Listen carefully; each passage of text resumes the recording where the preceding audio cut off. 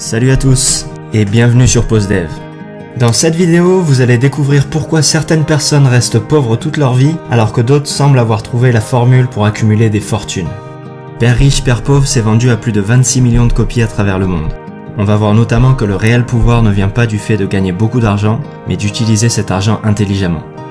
La principale raison pour laquelle les riches s'enrichissent et que les pauvres deviennent de plus en plus pauvres, c'est que le sujet de l'argent n'est pas enseigné à l'école. Et il est difficile pour des parents pauvres d'expliquer à leurs enfants comment gagner de l'argent, car ils n'ont eux-mêmes pas pu sortir de cette situation. Ils doivent donc se rabattre sur ce qu'ils considèrent être le meilleur conseil possible pour leurs enfants: va à l'école et travaille dur pour obtenir des bonnes notes. Robert Kiyosaki avait lui aussi un père très éduqué, mais qui n'avait aucune idée comment gérer ses finances.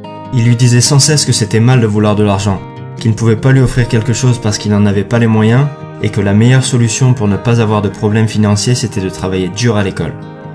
En parallèle, Kiyosaki raconte qu'il a eu la chance de connaître une vision opposée grâce au père de son meilleur ami Mike, qu'il a rencontré quand il avait 9 ans et qui lui a permis de confronter ces deux visions dès le plus jeune âge. Celle de son père riche, le père de Mike, et son propre père, son père pauvre.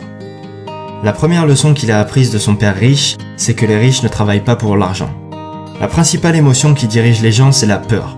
La peur de ne pas pouvoir payer ses factures, la peur de se faire virer, la peur de ne pas avoir assez d'argent, la peur de repartir à zéro. La plupart des gens n'étudient pas le sujet de l'argent. Ils se contentent de trouver un job, gagner un salaire et payer leurs dépenses, et ils pensent que c'est plus d'argent qui va régler leurs problèmes.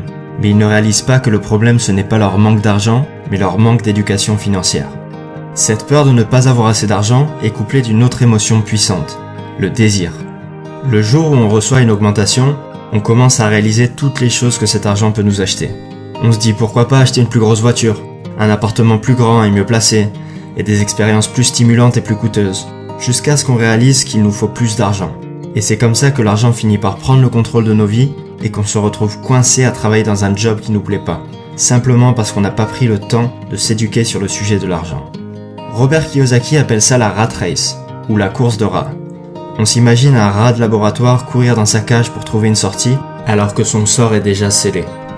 La première clé consiste à réaliser qu'on ne peut pas se contenter de tirer 100% de nos revenus de notre travail salarié, pour ne pas se retrouver coincé dans la course de rats.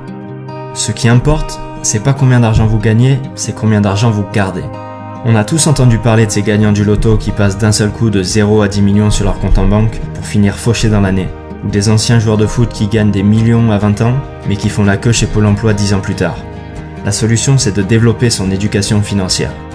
Si vous voulez devenir riche, la plus importante leçon à retenir, c'est de connaître la différence entre un actif et un passif, et d'acheter des actifs. Les riches achètent des actifs, alors que les pauvres achètent des passifs qu'ils pensent être des actifs. Un actif va mettre de l'argent dans votre poche, alors qu'un passif va prendre de l'argent de votre poche. Un actif va créer pour vous un cash flow positif. Si par exemple vous avez publié un livre ou un e-book de qualité pour un prix de 10 €, chaque vente créera pour vous une rentrée d'argent, ce qu'on appelle un cash flow positif de 10 €. Toute chose qui génère un cash flow positif est un actif. Si cet actif ne requiert pas ou très peu de votre temps, on parle d'un revenu passif, contrairement à un revenu actif comme un salaire pour un job qui nécessite votre présence. Si au contraire vous avez un abonnement de cinéma qui vous coûte 40 € par mois, cet abonnement génère un cash flow négatif de 40 € tous les mois. C'est un passif. Notez que c'est le caractère répétitif qui nous intéresse ici. Chaque vente de l'e-book va créer une rentrée d'argent et chaque mois d'abonnement va entraîner une sortie d'argent. Si on analyse comment une personne gère son cash flow, on peut rapidement dire si cette personne est éduquée financièrement et prédire son avenir financier. Ce qui manque dans l'éducation financière des pauvres, c'est pas comment gagner de l'argent mais comment gérer son argent. La plupart du temps, plus d'argent ne règle pas les problèmes d'argent. Pour rendre ça un peu plus concret, laissez-moi vous donner un exemple en imaginant le bilan financier de père riche et celui de père pauvre à leur sortie d'école. Père pauvre gagne tous les mois 1500 € grâce à son travail. Ces 1500 € servent à payer sa voiture, son loyer, ses repas et lui laissent un surplus de 200 € pour financer ses sorties du week-end et s'acheter des abonnements de télévision et le dernier iPhone. Son bilan financier ressemble donc à ça. Un revenu 100% généré par son job, qui est égal à ses dépenses. Une quantité de passifs qui s'accumule et des actifs inexistants. Il emboutit sa voiture et doit donc s'endetter pour financer les réparations, car il n'a pas d'argent de côté.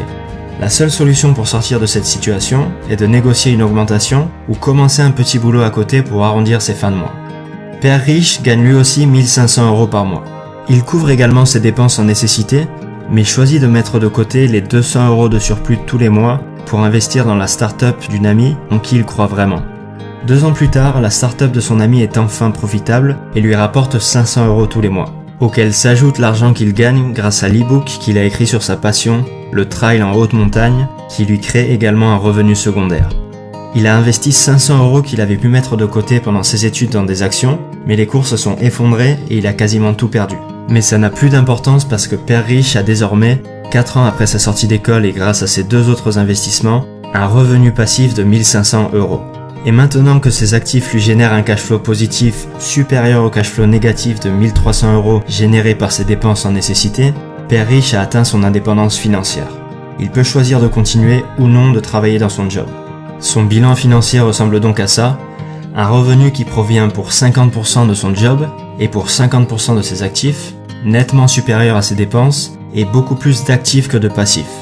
Vous aurez atteint l'indépendance financière le moment où vos actifs vous généreront un revenu supérieur à vos dépenses. Si ce revenu est en plus passif et ne nécessite pas ou peu votre intervention, comme l'entreprise d'un ami ou l'e-book de l'exemple précédent, vous pouvez tout simplement faire ce que vous voulez de votre vie. Mais gardez quand même en tête qu'un revenu est rarement totalement passif et nécessitera généralement un certain degré d'intervention de votre part. L'exemple que j'ai donné est simplifié. C'est certainement très difficile pour certaines personnes de sacrifier une partie de leur revenu pour acheter des actifs, mais c'est néanmoins la seule solution pour sortir de cette situation. Vous l'avez compris, il faut gérer vos propres affaires, c'est-à-dire focaliser votre attention sur la colonne des actifs plutôt que sur votre feuille de paie. Et encore une fois, il n'y a pas de mal à vous focaliser sur votre feuille de paie seulement si le surplus est réinvesti dans des actifs. Gardez votre job, mais gérez vos propres affaires à côté. Vous avez différents types d'actifs que vous pouvez acheter. Vous pouvez développer un business qui puisse dans l'idéal se passer de votre présence, acheter des titres boursiers, acquérir des droits sur des musiques, des scripts ou toutes sortes de brevets, créer un blog, investir dans des entreprises, dans l'immobilier ou toute chose qui génère un revenu ou dont la valeur s'apprécie dans le temps. Quand vous investissez 1 € dans vos actifs, il ne faut jamais qu'il sorte de ces actifs. Imaginez-vous que chaque euro qui va dans vos actifs devient votre employé. Et ce qui est bien avec l'argent, c'est qu'il travaille jour et nuit et peut travailler pendant des générations à faire marcher l'économie et en créant pour vous un revenu. Pour simplifier, imaginons que vous ayez acheté une place de parking pour 1000 €. Vous pouvez dépenser le revenu que génère cette place de parking, disons 50 € par mois, mais il ne faut pas chercher à récupérer les 1000 € en revendant la place. Imaginez que vous ayez une poule. Vous pouvez soit décider de la garder pour récupérer tous les œufs qu'elle peut produire, soit la revendre pour le prix d'une centaine d'œufs, sachant qu'une poule peut en pondre 600 dans sa vie, qui peuvent eux-mêmes devenir des poules pondeuses. Ce qui peut paraître être une bonne décision à court terme n'en est pas une à long terme. Par contre, une fois que votre cash flow commence à augmenter, vous pouvez dépenser cet argent généré par vos actifs pour acheter ce que vous voulez, étant donné que vous ne perdrez pas votre actif générateur de revenus en faisant ces dépenses. Et donc vous resterez riche. Un produit de luxe doit être la récompense d'avoir investi en développant vos actifs. Maintenant que vous avez développé vos propres affaires, vous allez pouvoir découvrir le plus grand secret des riches qui leur permet de garder leur avance. Les sociétés. Kiyosaki détruit le mythe selon lequel les riches payent pour les pauvres en expliquant que c'est la classe moyenne qui paye. Simplement, les riches utilisent les sociétés qu'ils possèdent pour financer leurs dépenses en passant un maximum en frais d'entreprise, qui sont moins taxés que les salaires. C'est donc les revenus de la classe moyenne qui sont majoritairement visés par les impôts. Je passe rapidement sur ce point-là parce que ça s'applique plus difficilement pour les PME en France, qui sont beaucoup plus taxés qu'aux États-Unis. La dernière leçon que j'ai retenue de ce livre, c'est que les riches inventent l'argent. Il faut d'abord développer nos connaissances avant de chercher à gagner de l'argent. Avant de commencer à investir, il faut d'abord apprendre à investir. Et grâce à ces connaissances, vous allez pouvoir créer de l'argent à partir de rien grâce à vos idées. Mais ce qui fera réellement la différence est déjà en vous. Dans le business et dans la vie, c'est pas ceux qui sont intelligents qui réussissent, mais ceux qui sont audacieux. Et voilà pour Père riche, Père pauvre de Robert Kiyosaki. J'ai fait toute une vidéo sur comment devenir riche, alors n'hésitez pas à la regarder si ça vous a plu. Pensez aussi à vous abonner et à liker la vidéo. Et n'hésitez pas à me dire aussi dans les commentaires ce qui vous a le plus marqué dans cette vidéo. À très bientôt.